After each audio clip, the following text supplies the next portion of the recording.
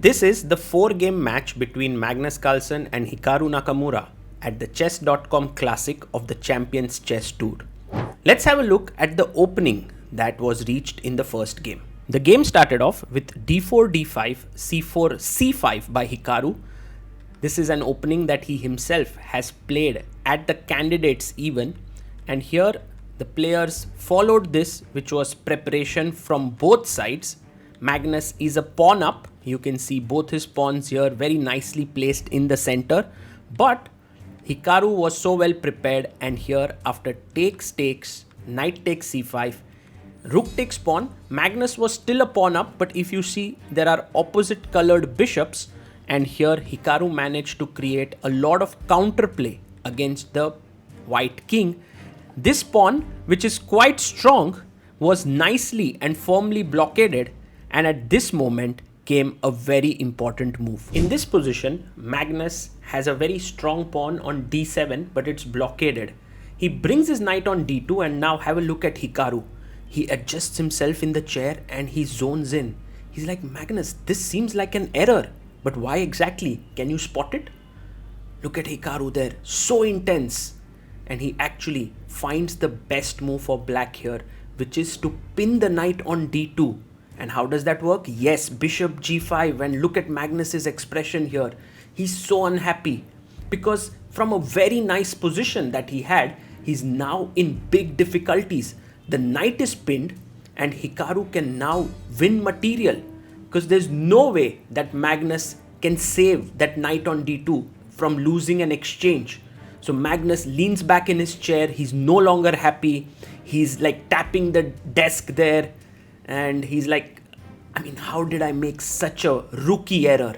You're the best player in the world, but that's the thing about chess. It can surprise you every now and then. And this also shows a very nice side about online play. Magnus gives up the f4 pawn, now finds the best defensive idea somehow. Moves his rook up to d4, sacrificing an entire piece. Look at Hikaru. He's so surprised there.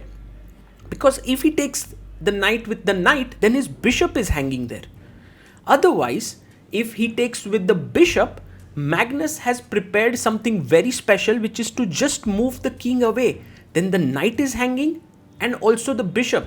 So this was actually the best defense, and Magnus again leans in, takes his massive glass of water there and drinks a sip and is ready to fight back. Hikaru knows that he has a chance here, but was unable to push through. There you see, king comes to d1, fantastic defense by Magnus. And sure enough, Magnus converted that position into a drawn endgame, which is amazing. If you look at it, the players make their moves very quickly and the game ends in a draw. Look at Magnus there.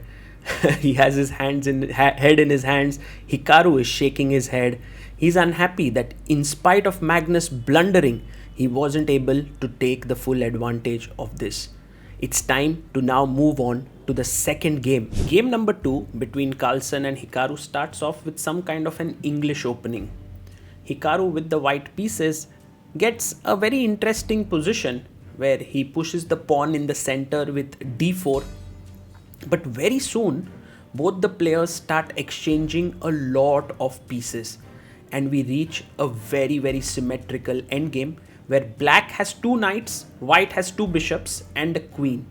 And in such a position, it felt like Hikaru was pressing a bit. Look at that bishop on b7, putting pressure on the a6 pawn. And whenever there are pawns on both sides of the board, it feels like the bishop is a superior piece as compared to the knight. And you can see Hikaru was very, very interested to press here because it's not so easy to defend the a6 pawn. And if you push it forward, the queen is waiting on d2 to capture it. So all in all, Magnus had some issues to solve here. But we all know how good Magnus is in endgames and how beautifully he understands the harmony of pieces. He very quickly figured out the way to sacrifice a pawn, keep the balance, and very soon the game ended in a draw. Here are the final moments you can see of the game. As both players figure it out, you can see Magnus is a pawn down here, but has the king nicely blockading the white pawn on e4. The bishop is stuck to defending it, and the white king has no way forward. So f6 check, king moves up, knight comes to c4, and you can see Magnus relaxing there. There is nothing much that Hikaru can do. He gives up the pawn on b5 there, but then jumps with knight to c2 and takes the pawn on b4. Here the pawns get traded, knight takes, and it was a draw here. Magnus taking a sip from his giant glass. The scores were now 1-1 as we moved on to the third game, and once again it was the same opening that was played here, and this time Magnus came with an improvement which involved pushing his pawn to b4. Last time he had made the move h3, and you can see Hikaru now trying to recollect his analysis here. Let's have a deep dive into this position. In this position, it was very important for Hikaru to play the move bishop c3. Once he plays this move and a3 is played, it's very good idea to push the pawn to a5 when black is equal. But instead, Hikaru played the direct a5 here, which was a mistake. And the reason for it was Magnus could have pushed the pawn to c6 and later pushed his b pawn forward and would have gotten a winning position right out of the opening. As things stood, Magnus took on e7, which was not a great move, and once again the game was very complicated. Magnus here lost his advantage by taking on e7 with the rook, and Hikaru now took back the pawn on b4. But in the endgame, you can once again see how Magnus weaved his magic so beautifully, had this d-passer, and managed to outwit Hikaru. It is very difficult to pinpoint where exactly Hikaru went wrong, but Magnus managed to win. It was now a do or die situation for Hikaru in game number 4. He had to win with the white pieces in order to equalize the scores. He chose some kind of a close Sicilian setup whereby he had some space, and as you can see, he came with aggressive intentions. He pushed his pawn forward to c3. He then brought up his queen, and when Magnus decided to short castle here with black, Hikaru was already waiting for him for an attack with the pawn to g4. Few moves down the line, we reached this very critical moment where Magnus moved his rook to g8, attacking the queen. Hikaru now zoned in. The position is equal at this moment. And what did he play? Well, right now the queen is hanging, so he simply moved his queen away. Queen h5 seems like a good square. Everything is hanging on by a thread at this point. Hikaru is totally focused here.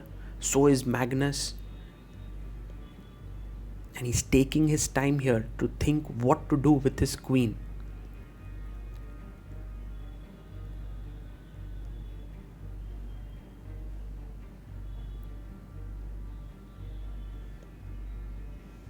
Look at Hikaru. He knows that he should play this carefully. He goes back with his queen to h5. And now Magnus, the position is equal. But here, he gets tempted. He gets tempted by a tactical opportunity that has presented itself, and that lies with the rook taking the bishop on g2. Is that a good move? Well, turns out that is not really great, but Magnus is calculating. He's seeing all the possibilities around it, and he sacks, and you can see the bar instantly goes up in Hikaru's favor. He takes back, check to the king, and king comes back, and now bishop c8. The idea is to move the bishop to g4, attacking the queen, and then it's a mating attack with the queen, bishop and rook. But Hikaru has an excellent move here, rook f3, attacking the black queen. Can he find it? It's a very important moment, and you can see Hikaru getting completely zoned in. He knows this is his chance. Rook f3 is the only move here, because the knight is also hanging, by the way. The queen and the bishop, he plays it. Rook f3, the best move. Queen comes in to threaten mate. Rook g1, bishop g4. And now a key moment in this game. Hikaru thinks he's losing, but But actually, if he moves his rook one square to the right, rook fg3, he's winning here because the bishop can't take the queen. It's a mate on g8. Look at Hikaru, he's so upset. Magnus is very, very serious. I think he's seen the defense.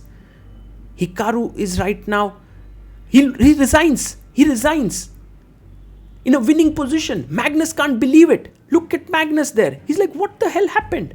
What? And he sees the winning idea and just says, oh my god. And look at Hikaru. He sees the winning idea, rook fg3. He can't believe he did this. He's laughing now. Magnus is also laughing. Unbelievable final moments. Magnus wins in huge drama here. Hikaru resigns in a winning position.